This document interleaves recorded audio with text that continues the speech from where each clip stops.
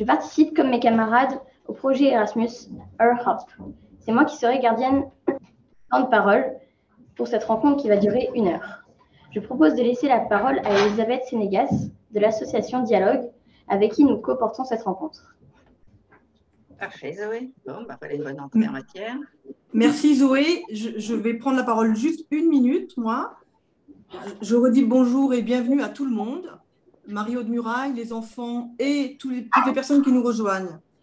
3 petits mots pour expliquer le pourquoi de ces rencontres à distance. Edgar Morin est le parrain de notre association Dialogue et depuis maintenant 15 ans. On s'était retrouvés autour de ce qu'il appelle les oasis de fraternité, c'est-à-dire ce qu'on essaye de vivre au quotidien, tant bien que mal, avec notre Chimère Café au centre-ville de Grenoble. Accueillir l'autre et se parler, tout un programme. Avec le virus et la situation sanitaire, nous avons dû initier ces rencontres-échanges à distance, qui ne sont pas des conférences, pas des débats, juste la tentative d'une véritable rencontre, avec des échanges sur des sujets divers. Donc aujourd'hui, le plaisir, il est double, et puis vraiment, on est sans parachute. C'est l'accueil de Marie-Aude Muraille, mais c'est aussi toute l'organisation qui va être portée par ce collectif de collégiens et leurs professeurs. Donc, je vais vous laisser la parole et juste mentionner qu'à la fin, on a invité Olivier Delahaye, vice-président de l'association Silence on lit, qui présentera son association. À vous les jeunes. Je donne à présent la parole à Clara pour présenter le projet Erasmus.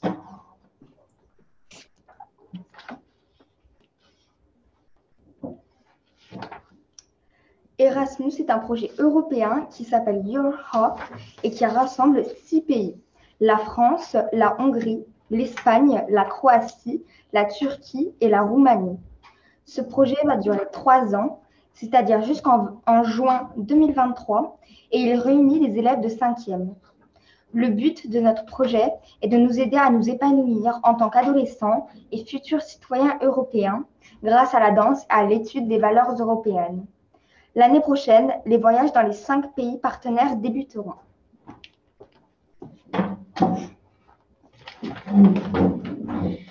Revenons maintenant à Marie-Aude Muraille, écrivain, notre invitée.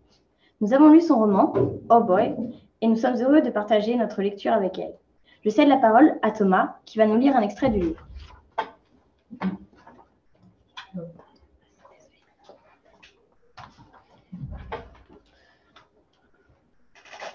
Josiane, bonjour Thomas, tiens, commence par nous regarder Thomas. Oui, je suis là. Bonjour Thomas. Voilà, puisqu'on est là pour dialoguer, on va essayer de se regarder d'abord. Donc tu as choisi un extrait du livre, c'est ça?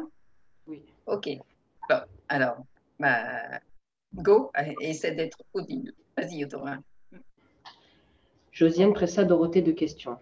Elle voulait le compte-rendu de la séance, et si possible, mais elle ne l'avoua pas. Des accusations précises contre Barthélemy. La psychologue se déroba. Elle ne trahissait pas ses jeunes patients. Venise peut continuer à avoir son frère aîné, dit-elle, simplement. Parce que, bon, il n'y a pas de problème. Mais la tutelle, se récria Josiane. La juge ne peut pas confier la tutelle à Barthélemy, un homosexuel.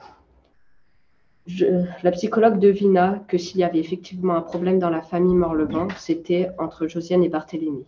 Ils allaient s'arracher les enfants. Elle ne voulut pas braquer Josiane en lui donnant trop nettement tort. Après tout, elle ne connaissait pas Barthélemy.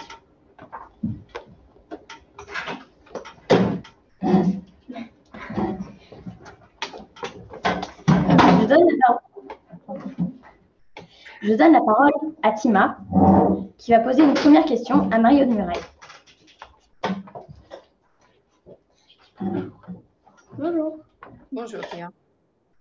Est-ce facile pour vous d'écrire des histoires? Ok.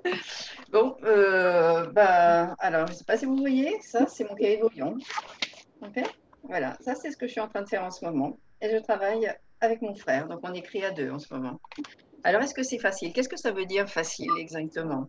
Moi, depuis que je suis petite, je me raconte des histoires dans la tête. Donc ça, c'était facile pour moi. J'ai commencé, je devais avoir 4 ou 5 ans. C'était une manière d'échapper au réel. Mon monde intérieur me protégeait de tout ce qui m'arrivait et de tout ce monde qui parfois m'agressait, même dans le petit âge. En fait, je continue. Pour ne rien vous cacher, tout à l'heure, j'aurais pas pu vous parler. parce que j'étais en train de pleurer. Je ne peux jamais faire autre chose que de parler du temps présent. Donc, mon temps présent actuellement, c'est d'écrire avec mon frère. J'ai déjà écrit, je suis au 3e roman. Non, ça n'est pas facile parce qu'il est en train de mourir, parce que je l'ai accompagné dans tout le temps de la maladie de Charcot, qui est la sienne. Hier, il m'a dit tout simplement qu'il n'y avait plus d'espoir. Moi, j'espère toujours, j'espère qu'on va pouvoir écrire la phrase suivante. Alors, te dire que c'est facile, non, je vais te répondre simplement que c'est vital. Tout à l'heure, j'ai écrit à sa femme pour lui dire que je savais qu'il avait perdu un petit fichier parce qu'il ne peut plus écrire, donc il dicte des fichiers audio par WeTransfer. Et donc, je sais qu'il a perdu un petit fichier. Et moi, je veux garder absolument toute la trace de ce qu'il fait actuellement, même si c'est 10 phrases, je les veux. Alors, j'ai écrit à sa femme pour lui demander de chercher ce petit fichier. Ce matin, c'était le seul trésor qu'il m'a apporté. Alors, écrire non, ce n'est pas facile, c'est urgent, c'est vital. Et actuellement, pour moi, c'est de l'amour. Donc, j'ai besoin d'écrire. Mon frère, il m'a dit qu'il voulait mourir sur scène, c'est-à-dire mourir en écrivant. Alors, tout ce que je te dis là, tant pis pour toi, tu m'as posé la question si c'était facile. Actuellement, c'est dramatique et en même temps, tout ce qu'on écrit est très joyeux. Parce qu'en fait, dans l'écriture, il se passe une espèce d'alchimie mystérieuse qui transforme ce qu'on vit en autre chose. Tous les élèves qui sont à manger sont priés de se rendre au passage immédiatement. Merci. Voilà, et ben ça, c'est ce qui s'appelle l'irruption de la vie et ça arrive tout le temps. Ça arrive dans la vie des écrivains, ça arrive dans la vie des collégiens. Il faut faire avec, voilà. Et puis sourire, comme vous venez de le faire. Moi, je prends les choses, les bonnes, les mauvaises, je prends tout ce qui m'arrive et j'essaie d'en faire des histoires. Et des histoires qui, si possible, permettent de garder le sourire. Facile, tu auras répondu avec moi, non, pas facile. Exigeant, sûrement, et nécessaire. Eh bien, merci pour ces réponses.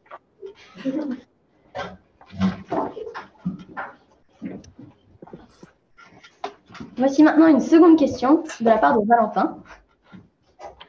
Allez, Zoé. Eh bien, ça roule, hein, votre affaire. Salut, Valentin. Bonjour. Donc, je voulais vous poser une question et j'aimerais bien savoir d'où vient votre inspiration. C'est des questions très, très vagues et très, très vastes que vous me posez. D'où ça vient, l'inspiration, hein? Bon, alors, vous avez lu un livre, si j'ai bien compris, vous avez lu Oh Boy. Alors, d'où peut venir Oh Boy, par exemple? Bon, eh ben, je viens de vous le répondre d'une certaine manière. Je suis d'une fratrie très, très forte. On est 2 frères, 2 sœurs. Et si tu regardes bien la famille Morlevent, c'est la même chose. Il y a 2 garçons, 2 filles. Et d'ailleurs, les 2 garçons sont… voilà, il y avait un surdoué aussi dans ma famille. Je te rassure, c'est pas moi. Bon… C'est les Morlevent ou la mort, l'espèce de jurement, tu vois, tu peux comprendre actuellement à quel point c'est vrai.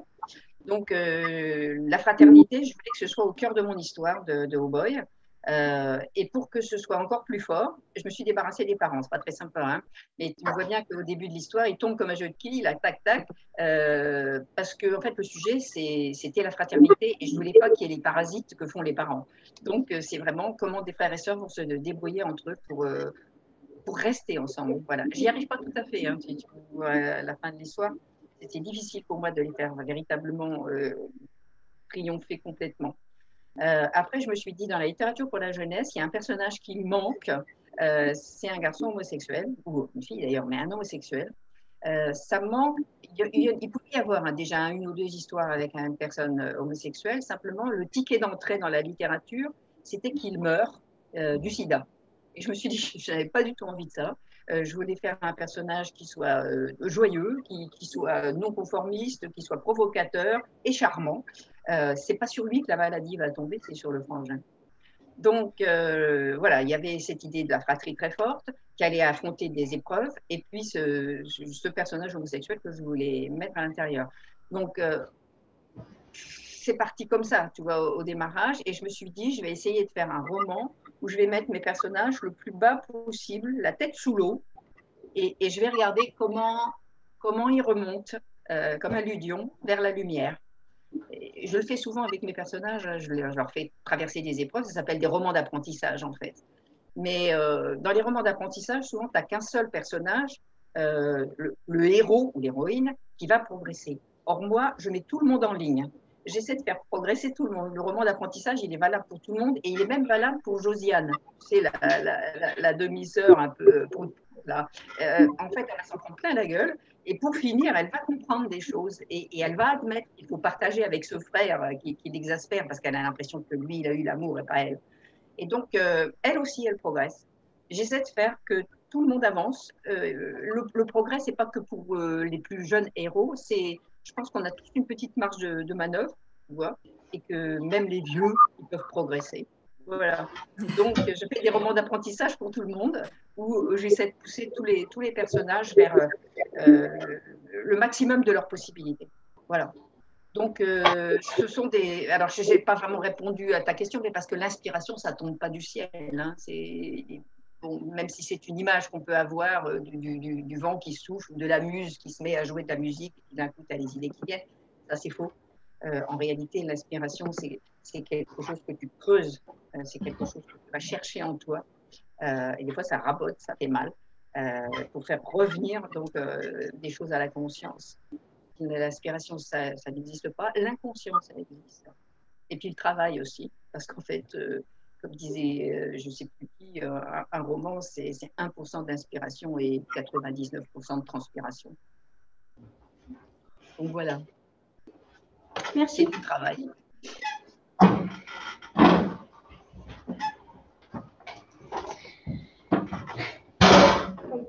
Le retour de Zoé. Question suivante de la part de Eliott. Alors, toi, c'est comment? Bonjour. Bonjour. Et est-ce que pour vous, l'écriture est-elle un outil de lutte contre l'homophobie ou contre toutes les discriminations en général? Oui, mais je veux dire, je ne suis pas un pamphlétaire, je ne suis pas un journaliste, hein, je suis une romancière. Donc d'abord, j'écris des histoires. Hein. Donc je trouve que la meilleure manière pour moi de faire avancer les choses, c'est de raconter des histoires avec des personnages. Je ne suis pas quelqu'un qui va faire des grandes déclarations. Je ne mets pas de leçons de morale dans mes histoires. J'essaie au contraire que ce soit drôle, plaisant à lire, etc. Et la morale, c'est toi qui vas la sortir de l'histoire. Donc, l'écriture, c'est peut-être un moyen de te faire réfléchir en te faisant ressentir les choses. C'est toi qui vas faire le travail quand même. Je ne peux pas le faire pour toi. Donc, c'est quelque chose qu'on va partager, une histoire. Je te la donne, mais c'est toi qui vas te l'approprier et c'est toi qui vas en trouver le sens. Voilà. Donc, un livre qui serait trop démonstratif, hein, qui voudrait trop dire, qui voudrait trop te convaincre, par exemple, mais c'est tellement évident, je veux dire, que c'est pas bien d'être homophobe, par exemple, ça n'a aucun intérêt en soi, en fait. Ce qu'il faut, c'est te donner un personnage homosexuel à aimer. Et moi, j'ai rencontré des collégiens et des collégiennes qui m'ont dit parfois, moi, je trouverais ça serait cool si c'était mon frère. Et il parlait de Barthélemy. Donc ça, pour moi, c'est vraiment travailler sur l'homophobie, parce que c'est donner un personnage à aimer et un personnage différent. Et je mets beaucoup de personnages comme ça, très différents, parfois marginaux, considérés comme marginaux, pour que vous les adoptiez. Il y avait 4 enfants à adopter et je sais que mes lecteurs, ils les adoptent. Des fois, ils me disent, moi, je préfère Venise, moi, je préfère Siméon. J'aime beaucoup quand on me dit, le héros, c'est Barth. Voilà. Donc, est-ce que l'écriture est un outil pour faire passer mes idées? Je crois que c'est surtout pour moi un moyen de te donner des personnages à aimer. Voilà. Eh bien, merci beaucoup.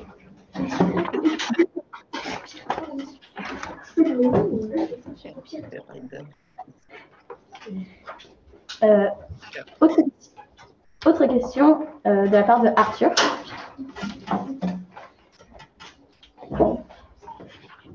Bonjour.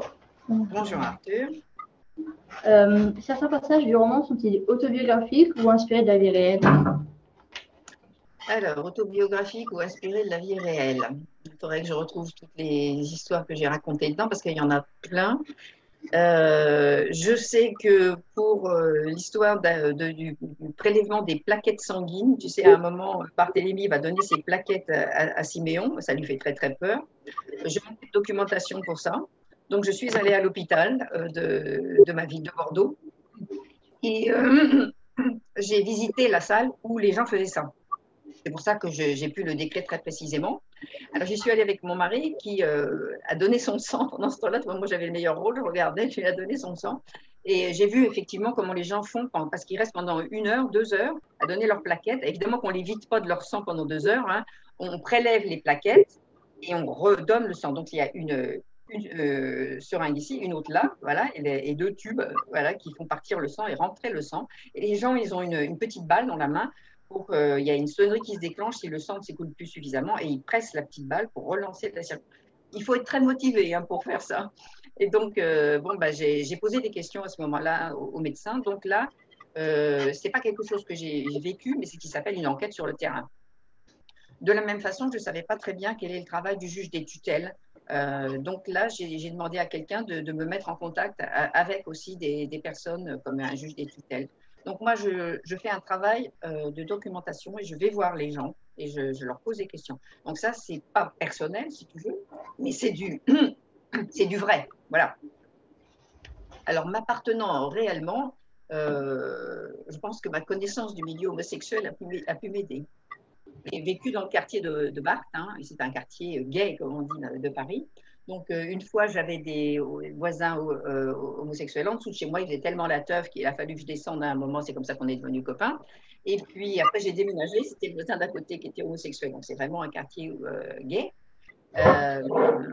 Et puis, moi-même, je suis allée dans des boîtes de nuit, homo, etc. J'avais des copains homo. Donc, j'étais assez informée, si tu veux, et le personnage, je le visualisais très, très bien. Et puis, je me suis à ce point identifiée à Barthélemy pendant que j'écrivais, que je me suis même mis une boucle d'oreille comme lui pendant que j'écrivais. C'était pour mieux. J'ai besoin de m'identifier complètement à mes personnages. Alors, soit je leur donne quelque chose de moi, ou soit c'est même eux qui viennent m'habiter et me donner quelque chose d'eux. Voilà. Après, j'ai pas vécu ce qu'ont vécu les enfants Morlevent, mais Siméon a une leucémie et je ne savais pas du tout quand j'ai commencé à écrire si j'allais le sauver ou pas. C'est une maladie à rechute hein, et on peut espérer, mais aussi on peut à un moment désespérer. Donc je me suis dit 50-50, hein, voilà, je ne savais pas ce qu'il allait arriver. Sauf qu'au fur et à mesure que j'écrivais, je me suis rendu compte que j'avais besoin de visualiser, j'ai besoin de voir les scènes. Donc j'ai fermé les yeux et la seule chose que je voyais, c'était l'hôpital Saint-Antoine, parce que c'est là que ma maman a été soignée. Et elle a été soignée d'un cancer, et la leucémie, c'est un cancer du sang. Hein. Donc en fait, un certain nombre de scènes que j'ai décrites pour Siméon, ce sont des scènes que j'ai transposées de ce que j'ai vécu à l'hôpital Saint-Antoine avec ma maman. Et il y a une phrase à un moment où je dis que les maladies longues comme ça, c'est comme des couloirs où de temps en temps, il y a une fenêtre. Et il faut profiter de chaque fenêtre qui s'ouvre. Ben, c'est ça, c'est quelque chose que je suis en train de vivre et que j'ai vécu avec ma maman. C'est que une maladie ou une épreuve, c'est pas uniformément quelque chose de difficile et de noir. Il y a des moments de joie, il y a des moments de rire, il y a des moments de plaisir, des moments de partage. Et surtout, il ne faut pas se les refuser. Il faut en profiter. J'ai des bons souvenirs d'hôpital. C'est là que ma petite fille a fait ses premiers pas, dans la chambre de ma maman. C'est là que j'ai eu des fous rires aussi avec maman. Je me souviens d'une des dernières choses que j'ai vécues avec ma maman, c'est qu'elle m'a téléphoné. C'était vraiment quelques jours avant qu'elle meure. Elle m'a téléphoné, j'étais chez moi. C'était encore une fenêtre qui s'ouvrait. Elle m'a raconté, souvent elle aime raconter ses souvenirs d'enfance. Hein. Puis j'ai donné des nouvelles de ses petits-enfants. Et à la fin du coup de téléphone, elle m'a dit cette phrase-là que j'ai jamais oubliée. Elle m'a dit, voilà, c'était encore 5 minutes de bonheur. C'était quelqu'un qui savait arracher les choses à la vie, tu vois. Et ben j'essaie d'être pareil qu'elle et de savoir que même si on est dans un couloir, même si on est dans un tunnel, il y a de la lumière au bout, et un couloir, on peut ouvrir des fenêtres, on peut trouver des fenêtres. Et donc, ça, c'est quelque chose qui m'appartient dans Oh Boy. C'est Bart, en fait, qui ouvre toutes les fenêtres. Parce que quand il arrive dans la chambre d'hôpital, à chaque fois, il a un comportement tellement saugrenu, tellement inadapté, qu'en fait, ça provoque le rire. Donc, parfois, ne pas être uniquement, tu vois, dans la plainte, mais savoir être décalé, savoir. Je repense à une autre histoire qui appartient à un écrivain qui s'appelle Colette, et elle raconte le jour, je vous dis des choses tristes et en même temps elles ne le sont pas, hein. Elle raconte le jour de l'enterrement de son papa, donc il y a sa mère qui est là, tout en deuil, comme on était autrefois avec le voile, le grève et tout ça, et puis il y a le fourgon avec le cercueil, et entre tous les gens qui suivent le cercueil et le fourgon, tout d'un coup, il y a un petit chat, un tout petit chat qui passe, avec la queue toute droite, tout fière. Et puis, en fait, il s'en mêle les pinceaux et il tombe. Et c'est ce petit chat qui se relève un peu vexé, etc. Et la maman, qui est une femme en grand deuil, qui vient de perdre l'homme qu'elle aime, la maman éclate de rire. Et ben voilà, il faut se refuser aucun rire, aucune joie, aucun plaisir. C'est ce que dit Oh Boy dans mon histoire. C'est une histoire qui pourrait être très sombre, hein, parce que quand on fait la liste des enfants orphelins, il y en a un qui a leucémie, etc., blablabla, c'est horrible. Et en fait, je ne pense pas que vous ayez eu ce sentiment que c'était un roman triste ou que c'était un roman plombant, parce que mes personnages, mon écriture, ma personne refuse en fait que les choses soient sombres, et je cherche la lumière, je cherche l'espoir et je cherche toutes les petites fenêtres. Et il y en a toujours. Voilà ce qui m'appartient dans cette histoire. Ouvrez les fenêtres dans les couloirs. Merci pour ces réponses en tout cas.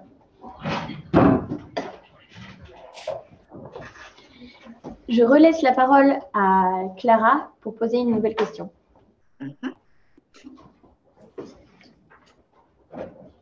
Alors, Clara. Alors, quel conseil avez-vous à donner à un jeune qui aimerait écrire? Ah oui. Eh bien, tu veux écrire, toi, Clara? Oui, j'aime bien écrire. Tu aimes bien écrire. Qu'est-ce que tu écris? Dis-moi. Oh, bah, j'écris des petites histoires, mais c'est juste pour me faire rêver ou juste pour me libérer, quoi. Ben, c'est pas juste, c'est exactement ce qu'il faut faire pour te libérer, pour te faire rêver. Je veux dire, tu es ton premier public. Mais est-ce que tu le donnes à quelqu'un d'autre à lire? Non, pas du tout, c'est juste pour moi. Pour l'instant, c'est juste pour toi. Oui, pour l'instant, c'est juste pour moi. Et peut-être, si un jour j'ai envie de le faire lire à quelqu'un, je le ferai, mais pas pour l'instant. Qu'est-ce que tu choisirais en premier pour faire lire? Quel est ton premier lecteur? Si tu dois le faire lire, à qui tu feras lire? Peut-être ma meilleure amie. Oui. Voilà. Bon, elle sait que tu écris. Elle sait déjà que tu écris ou pas? Oui, elle le sait. Elle n'a pas eu la curiosité de te demander à lire? Si, mais puisqu'elle sait que je l'ai montré à personne, et quand je l'aurai fini, peut-être que je lui montrerai probablement. Pour l'instant, tu protèges. Tu protèges ce que tu fais. Peut-être des critiques, on ne sait jamais, mais je pense que ta copine ne va pas te démolir. Donc, bon, voilà, il faut être prudent avec ce qu'on écrit. De fait, tu agis bien. Hein. Mais en même temps, pour moi, un écrivain, ce n'est pas quelqu'un qui écrit. Un écrivain, c'est quelqu'un qui veut être lu. C'est la différence. Beaucoup de gens écrivent. Mais qui veut être lu? Au début, avec ma meilleure amie, on lit beaucoup de livres et surtout du genre que j'écris. Ouais. Et donc, je pense que ça lui plaira beaucoup. Tu fais confiance à la future lectrice. Bon, en fait, tu donnes les réponses. Hein. Ce qui est important, effectivement, c'est de te nourrir. Donc, tu veux écrire, donc tu cherches de l'inspiration, tu cherches du matériau. Alors, quand on est très jeune, souvent, ce qui manque, c'est l'expérience de vie. Hein. Oui. Comment raconter des histoires d'amour? Mais tu as peut-être déjà été amoureuse, mais c'est difficile de savoir, par exemple, raconter une histoire d'amour si soi-même, on n'a jamais eu le cœur qui bat, si on n'a jamais fantasmé sur un garçon, si on n'a pas tenu la main d'un garçon, si on n'a pas été planté. Voilà, il faut avoir vécu un certain nombre d'expériences. Et souvent même au collège, je trouve qu'on vous donne à lire des livres beaucoup trop tôt. Parce qu'en fait, comment arriver à comprendre ce qui arrive à tous ces personnages qui sont généralement des adultes, alors que toi, tu as 12 ans, 13 ans, 14 ans. Comment veux-tu arriver à comprendre, par exemple, ce que c'est que le désir? Désirer un garçon, désirer une fille, si tu es trop jeune et que tu n'as pas encore éprouvé ça. Donc moi, on m'avait fait lire des trucs comme Phèdre, des choses comme ça. Tu sais, je le vis, je rougis, je pâlis à sa vue. Je me dis, mais qu'est-ce qui lui arrive à cette fille? Ça ne m'était pas encore arrivé, si tu veux. D'abord, on n'était que dans un lycée de filles. Alors bon, il a fallu que je tombe amoureuse d'une fille quand même. Il fallait bien que je m'entraîne. Mais bon, ça m'a mis un certain temps et j'avais déjà 15-16 ans. Et on m'avait déjà filé des bouquins que je ne savais pas ce qui leur arrivait. Je me dis, mais pourquoi se mettre dans des états pareils? Donc, c'est difficile, tu vois, de lire des livres quand tu n'as pas l'expérience de ce qui est raconté. Et si tu veux raconter une histoire, au début, tu vas manquer un peu de matériaux. Donc, évidemment, tu vas en piquer chez les autres. C'est bonne guerre. Alors, il y a un écrivain qui dit que plus on lit, moins on imite. Parce que si tu lis toujours Harry Potter, tu vas nous faire une histoire à l'école des sorciers. Si je veux dire, si tu lis une seule sorte de livre, tu risques d'être une copiatrice, comme disent les petits. Donc, il faudrait que tu ouvres un petit peu ta curiosité de lectrice, de façon à pouvoir te nourrir de plusieurs sources et faire ton petit mélange à toi. Bah justement, je lis énormément de livres et tous très différents les uns des autres. Ça peut partir de la science-fiction ça peut être un peu du Disney ou ça peut être un peu, enfin, toutes sortes de livres en fait. Ok. Bon, en réalité, tu vois, tu donnes des bons conseils. C'est ça qu'il faut faire. Il faut lire de tout, il faut ouvrir son goût, il faut protéger un petit peu ce qu'on écrit, il faut s'entraîner régulièrement, il faut à un moment donner à lire, parce que c'est bien d'avoir le retour de quelqu'un d'autre. Et surtout, ça va t'aider à te séparer un petit peu de ton texte. Parce qu'en fait, quand on garde pour soi, on trouve tout formidable ce qu'on fait. C'est ça le problème, tu vois. On est un peu aveuglé par sa propre création. Waouh, j'ai fait ça. C'est un petit peu, tu sais, bon, voilà, c'est bon. Mais à partir du moment où tu as un regard qui vient se mettre entre ce que tu as inventé et toi, tu vois, ça se met en travers comme ça va te faire que ton texte il va être un petit peu plus à distance. Alors, s'il y a des critiques, évidemment, ça va faire très mal. Mais bon, elle va être sympa, ta copine. Il faudra qu'elle fasse, tu vois, elle peut te dire, travaille un petit peu plus tel personnage, ou je trouve que tu fais un petit peu vite là. Mais alors, évidemment, si elle commence en disant, waouh, c'est nul, je me suis fait chier, bon, c'est sûr que là, ça ne va pas t'aider. Donc, prévenons la copine tout de suite. Le coaching de futurs écrivains, c'est très délicat. Voilà. Et ça s'appelle, en fait, dans mon métier, ça s'appelle être un éditeur. En face de moi, j'ai des gens, tu vois, qui font le travail de ta copine. C'est-à-dire que fera ta copine. C'est-à-dire qu'ils me lisent et puis ils me renvoient. Alors, ils font attention, ils sont sympas. Ils renvoient des jugements positifs. Mais généralement, il y a aussi un certain nombre de réserves. Tu vois. Donc, et c'est ce qui fait progresser. Donc voilà, en réalité, les conseils, ils étaient là et en fait, ils étaient en toi. D'accord. Je n'aime pas donner des conseils, je préfère que ça vienne des autres. Les conseils des vieux, on ne les écoute pas. Merci beaucoup. Allez, bonne écriture.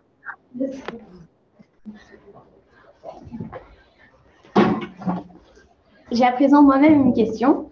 Vas-y. Comment l'illustration de Oh Boy a-t-elle été choisie? La première de couverture, là. Alors, elle a évolué. Où est-ce qu'elle est? Non, je ne l'ai pas avec moi. Alors, vous allez voir que, par exemple, dans d'autres pays, elle est assez différente. Est-ce que vous voyez, là? Non. C'est russe. Ah, oui. Et là, donc, c'est en deux fois. Voilà, il y a ça et ça. Ça, c'est les Russes. Chaque pays a choisi une illustration très, très différente. En Russie, pour tout vous dire, c'est interdit aux moins de 18 ans. Ce n'est pas du tout considéré comme un roman pour la jeunesse, parce que c'est interdit en Russie de parler d'homosexualité à des gens de votre âge. On ne peut pas écrire des romans pour la jeunesse où il y a un personnage comme Bart. C'est interdit. Donc ici, il est écrit en russe « Seria nie dietetskie knижки ». Ça veut dire que c'est un livre qui n'est pas pour les enfants. Et c'est un marque-page, ça. Si tu découpes le marque-page, ici, eh bien, ça enlève une partie de la phrase et ça fait « livre pour enfants ». Donc, l'éditrice, qui est une maligne, pour déjouer la censure de M. Poutine, a inventé ce marque-page où, si tu as la couverture entière elle est dans les clous, hein, c'est comme Monsieur Poutine veut, c'est pas un livre pour les enfants. Si tu découpes le marque-page, c'est marqué que c'est un livre pour les enfants. Donc, c'est comme ça qu'elle a joué avec la censure. Donc, chaque pays doit jouer avec les possibilités de ce pays. Donc là, tu vois comment une éditrice peut se débrouiller. Alors, la couverture de Oh Boy, ce n'est pas moi qui l'ai choisie, c'est aussi l'éditeur qui m'a envoyé la photo. Hein. C'était ces poupées Barbie au bord de la baignoire. Moi, je me suis dit, tiens, ça ressemble à ma salle de bain quand ma petite pense à son bain, parce qu'elle est déjà une petite de l'âge de Venise dans l'histoire. Hein. Et donc, c'est elle, la petite fille, qui joue avec des poupées Barbie. Donc, ah bah oui, vous m'avez demandé ce qu'il y avait de vrai dans Oh Boy, j'ai juste pas pensé à Venise. Venise, c'est la petite fille qui jouait dans mon dos pendant que j'étais en train d'écrire, en fait. Et il s'est passé quelque chose de très amusant pendant que j'étais en train d'écrire avec cette petite fille de 3-4 ans qui jouait avec ses poupées Barbie. Donc, je suis en train d'écrire Oh Boy et je me retourne et je vois ma petite fille avec ses poupées Barbie. Et en fait, elle les avait couchées et elle avait couché une Barbie sur une Barbie. Et je lui dis, mais c'est quoi? Eh bien oui, j'ai pas de Ken. Donc, il ne pouvait pas faire la bourre puisque en fait, il n'y avait pas de fiancé de Barbie. Et donc, les filles couchaient entre elles. Et ça, c'est dans Oh Boy. Il y a Barthélemy qui voit la petite sœur qui est en train de faire coucher les Barbies ensemble. Alors, il fait, ah bah, vous gênez pas les filles. Et il y a des sœurs qui disent, mais j'ai pas de Ken. Et donc, j'ai fait ce que fait Barthélemy. Je suis allée acheter le prince charmant. Bon, je ne pouvais pas acheter un fiancé pour chaque fille, elle se le prête. Hein. Mais voilà, il y avait un prince charmant dans la maison. Et ça, tu vois, ça c'est un truc, c'est que ça se passait dans mon dos et hop, c'est sauté dans mon histoire. Donc oui, on peut se servir de sa propre idée. Alors, j'ai un autre truc qui appartient à ma petite fille. Je dois l'avoir ici. Voilà, c'est ça. Un jour que j'ai dû mécontenter cette petite fille, j'ai trouvé ça sur mon bureau. Il y a marqué, je ne sais pas si vous voyez, il y a marqué ici papa, maman. Et nous sommes, voilà, on est sympa hein, avec notre fourche. Alors on est des diables. Et donc Venise, dans mon histoire, quand les gens ne sont pas gentils, elle leur fait des diables, et quand ils sont sympas, elle leur fait des cœurs. Et donc Venise, on va dire que quand elle n'est pas contente, voilà ma petite fille de l'époque. Elle a 27 ans aujourd'hui. Je ne sais pas si elle fait encore cette tête-là de temps en temps. Donc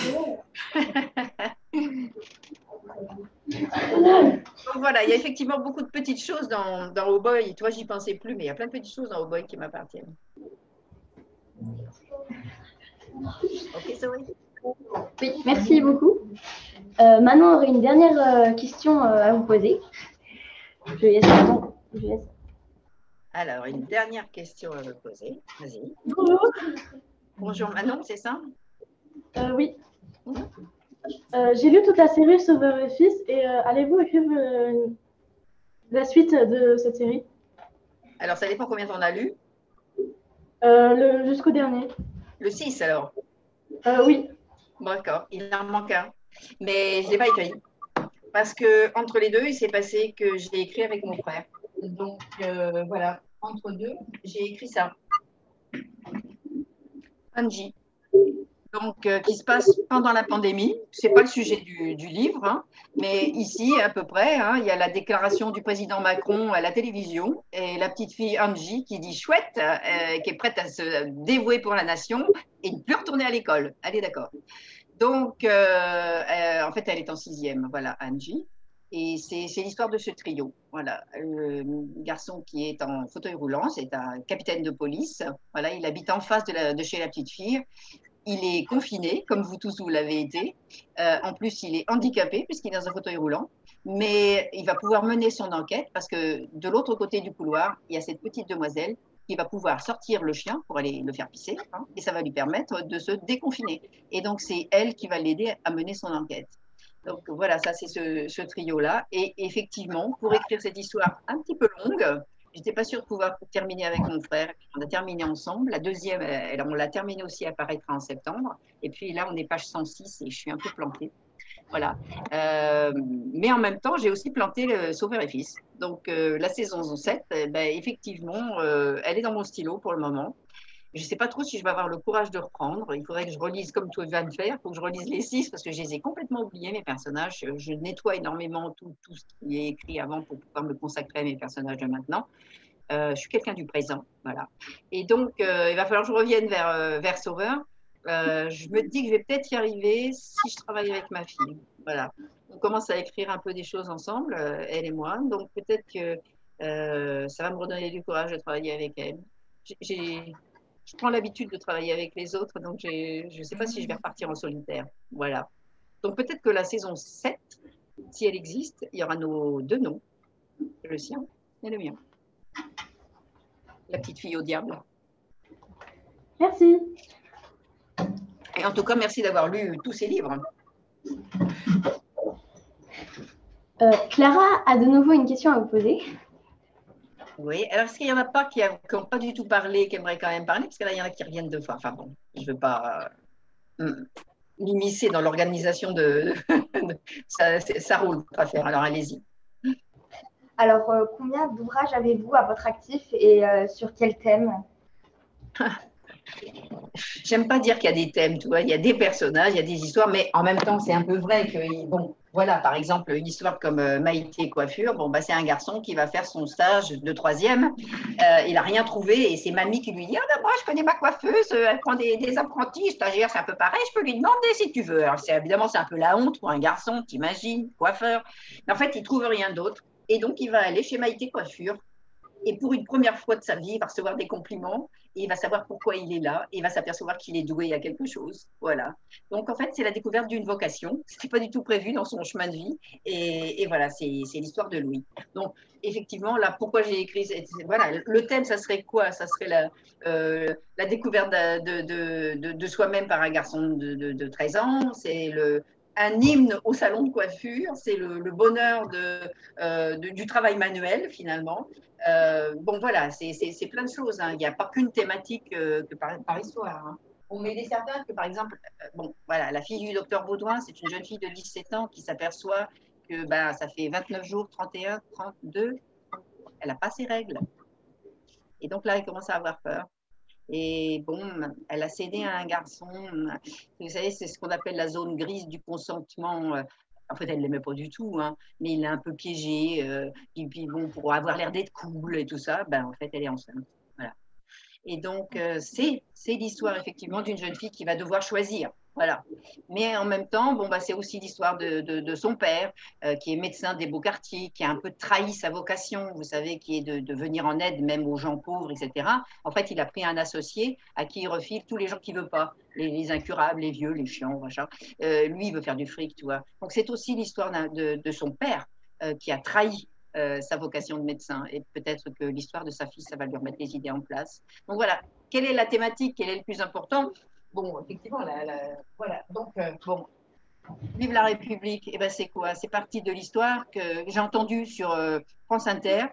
Dans une école, il y avait une famille algérienne qui allait être expulsée. Or, les gens étaient très, très bien intégrés. Le papa, c'était lui qui dirigeait le club de foot, etc. C'est un village. Hein. Et les gens du village ont occupé l'école pour que cette famille ne soit pas expulsée. J'ai trouvé une bonne nouvelle à la radio, super. Donc, en fait, je suis partie de cette idée-là, d'une petite jeune fille donc, qui va se retrouver, c'est sa première année, mais je voulais aussi raconter la première année d'école d'une maîtresse, donc une très, très jeune fille. Depuis qu'elle a 7-8 ans, elle a décidé qu'elle serait maîtresse d'école. C'est sa vocation, mais c'est la confrontation de son rêve et de la réalité. Donc voilà, c'est sa première année d'école et on lui refile les CP. C'est rare, on ne le fait pas généralement. On lui refile les CP. Et ce que je voulais montrer aussi, c'est la découverte de la lecture et comment ça métamorphose toute une place. Donc il y a cette maîtresse qui découvre ce que c'est que ce métier en réalité et avoir du mal avec la discipline, par exemple. Et il y a ces enfants qui découvrent ce que c'est que la lecture et il y en a qui souffrent aussi. Et puis il va y avoir, bon bah vous voyez le petit garçon noir ici, il va y avoir toute une petite fratrie et il y a aussi les cousins, etc., les baoulés. Ils sont très nombreux dans l'école et ils n'ont pas de papier et donc ils sont menacés d'expulsion. Et ça va être pas tout le village, mais les enseignants qui vont faire de la résistance et donc ils vont devenir malgré eux des héros. Voilà. Donc le cri de vive la République, c'est le cri du directeur de l'école in fine. Donc protégeons les enfants. C'était ça l'idée. Et l'année d'après, en fait, il m'est arrivé ce qui arrive dans ce livre, c'est-à-dire qu'il y avait une petite fille qui devait être expulsée dans l'école de ma fille. Et j'ai fait se fédérer, lutter, non seulement l'école, mais tous mes copains, auteurs et illustrateurs. Voilà. Et elle est restée. Et elle a eu ses papiers. Et elle est toujours en France. Voilà. Vive la République. Merci beaucoup.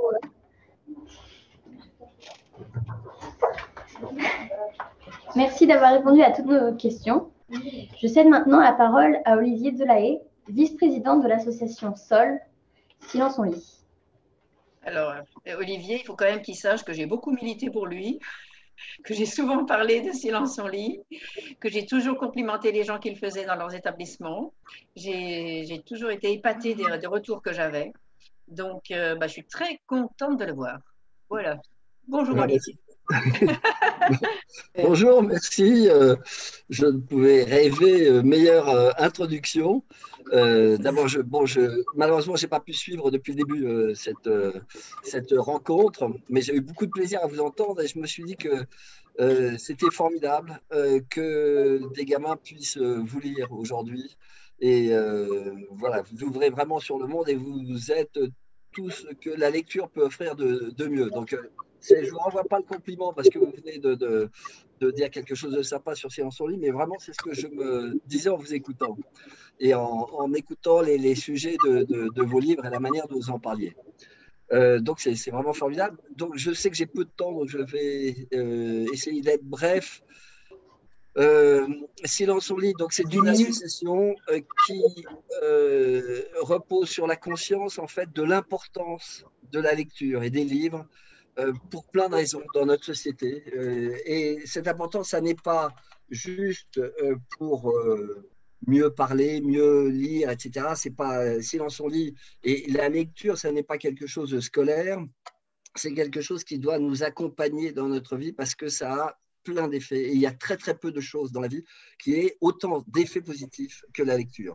Ça a aussi bien des effets, bon, évidemment, sur la réussite scolaire, sur la connaissance des autres et du monde, ce qu'on appelle la culture, mais c'est sur l'empathie, qui est la manière en fait, de se mettre à la place des autres, puisque lorsque vous lisez, vous allez accompagner un personnage, et en même temps, vous allez accompagner quelqu'un qui est extérieur à vous, et en même temps, la lecture, par le silence qu'elle demande,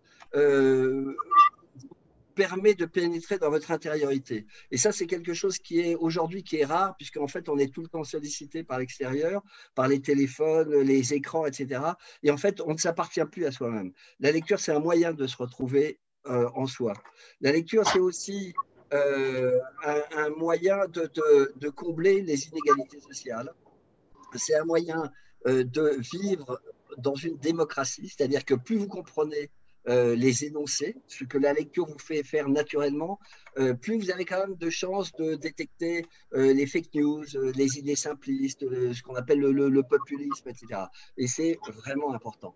Donc nous, on s'est dit, parce qu'on sait très bien que la lecture est en perte de vitesse, pour plein de raisons.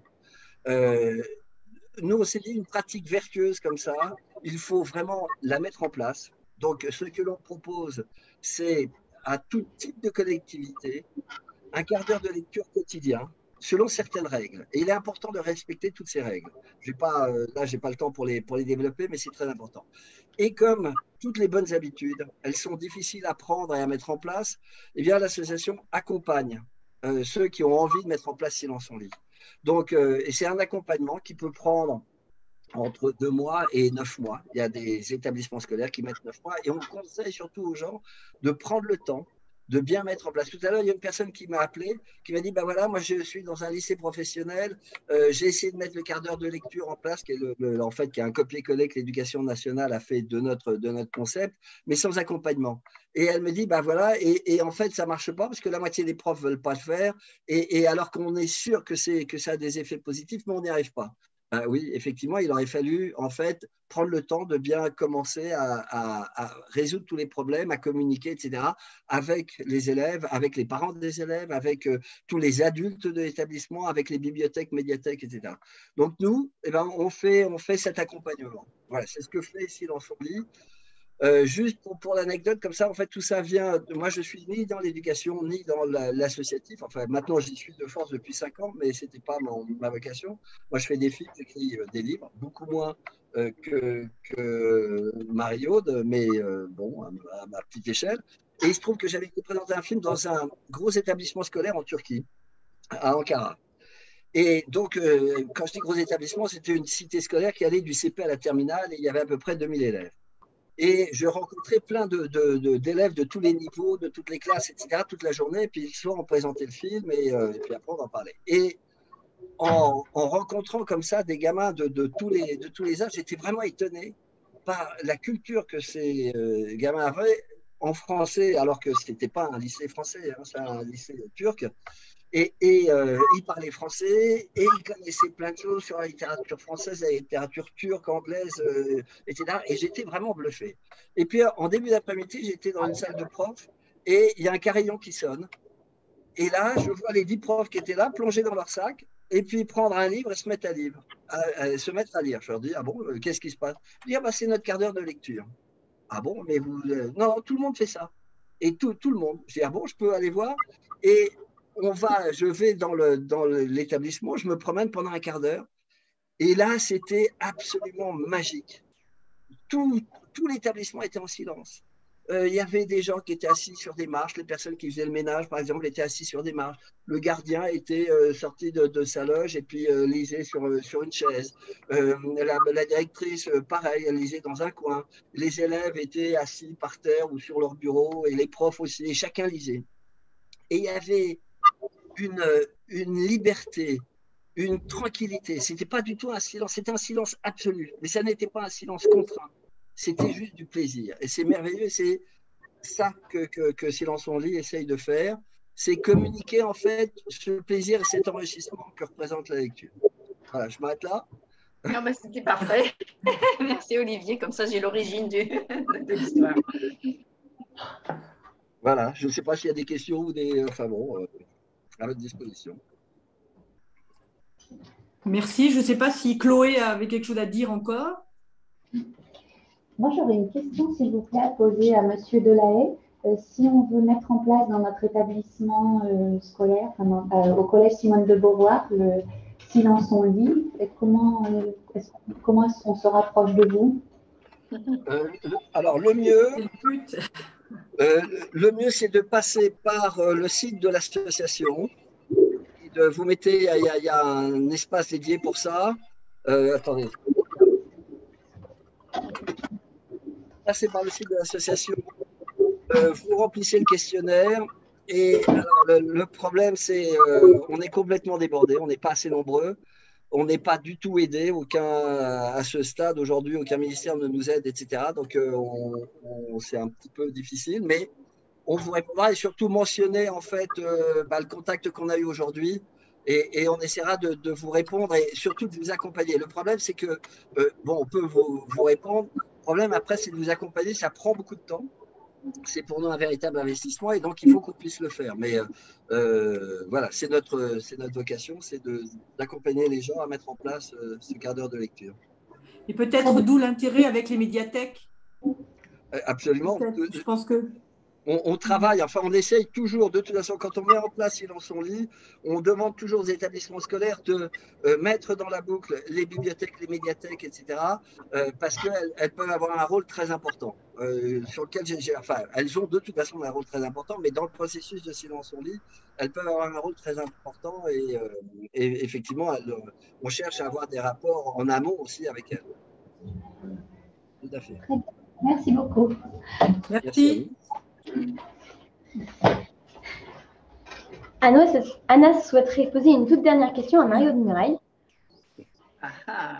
La ultima demanda, comme on me dit quand je suis en Italie, donc la dernière question.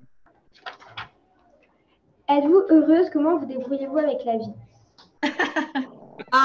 Alors, je vais prendre la parole 2 secondes pour expliquer, parce que ces questions, ce sont celles de notre association. Pierre-Louis, normalement, devait les poser. Notre parrain, c'est Edgar Morin, depuis 15 ans, ce que je disais tout à l'heure. Et en début 2020, en faisant le bilan de l'année 2019, il nous encourageait à à repartir nous aussi sur une sorte de documentaire et reprendre ces questionnements de Chronique d'un été, le film documentaire qu'il avait co-réalisé avec Jean Rouch. Et ces questionnements qui lui tiennent toujours à cœur et qui, en fait, c'est toujours la même question, mais même si le monde a bien changé, c'est donc les questions que tu viens de poser. Êtes-vous heureuse? Et comment vous débrouillez-vous avec la vie? Et en fait, on les pose en fin de rencontre à chaque auteur ou chaque personne qui a bien voulu passer une heure avec nous en échange à distance. Voilà. Oui. J'ai des problèmes avec le mot heureux ou avec le mot bonheur dans l'idée que ce serait quelque chose d'étal, une espèce d'état de grâce. Ça n'existe pas vraiment. J'essaie de tirer le meilleur parti de tout, et notamment de moi-même et des autres. Quant au bonheur, je vais presque dire je m'en fous.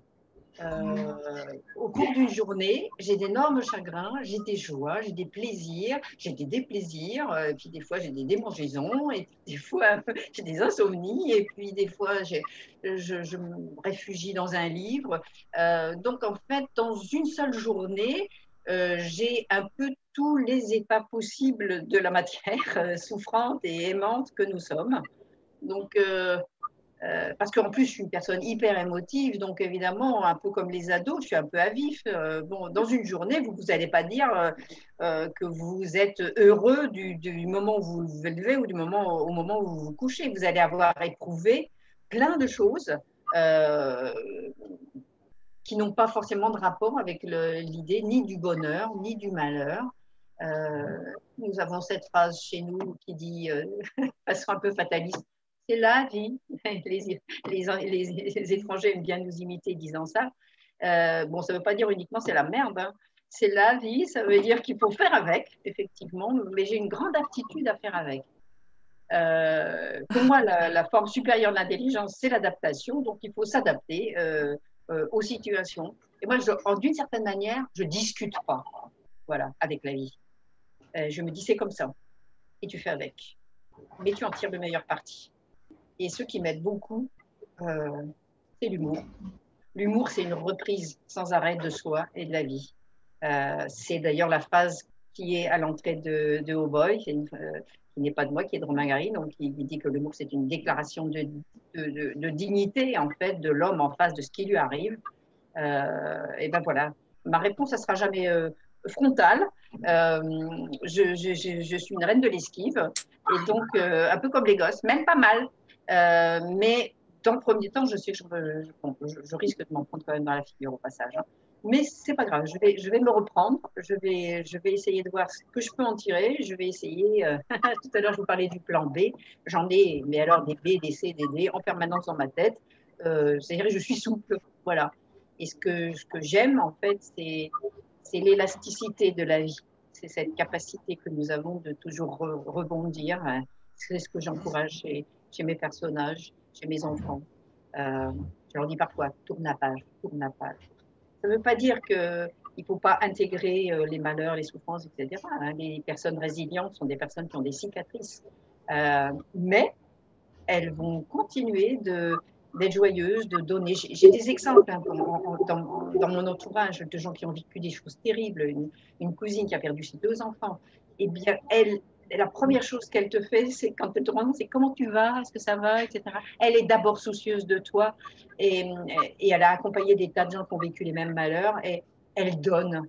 Et je sais, bon, comme disait ma grand-mère, quand on lui disait « Ah, vous êtes gay », ma grand-mère qui avait perdu son mari, « Ah, vous êtes gay, Cécile ».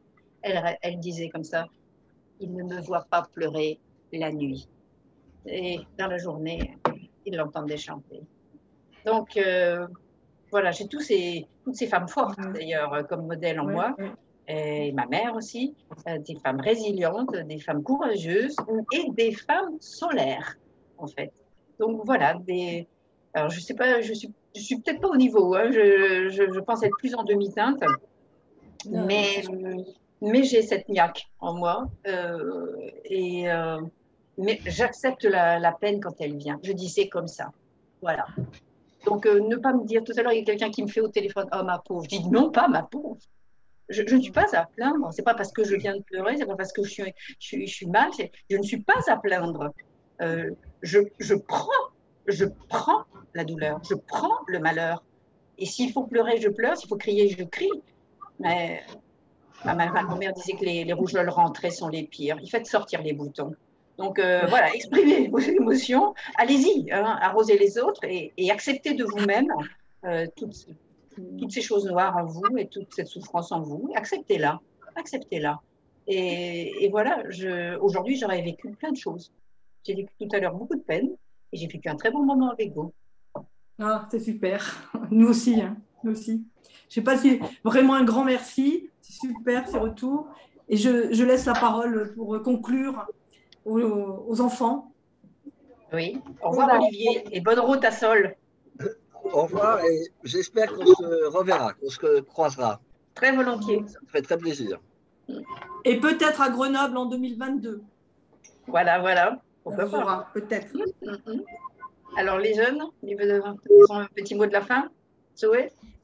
Nous remercions chaleureusement Mario de Muraille pour cette belle rencontre, notre professeur Madame Dubrastic et tout le monde pour avoir participé à cet échange. Nous tiendrons au courant de l'évolution de notre projet Erasmus sur le site de la Chimère et de l'association Dialogue. Au revoir. Au revoir. Au revoir tout le monde. Et bravo.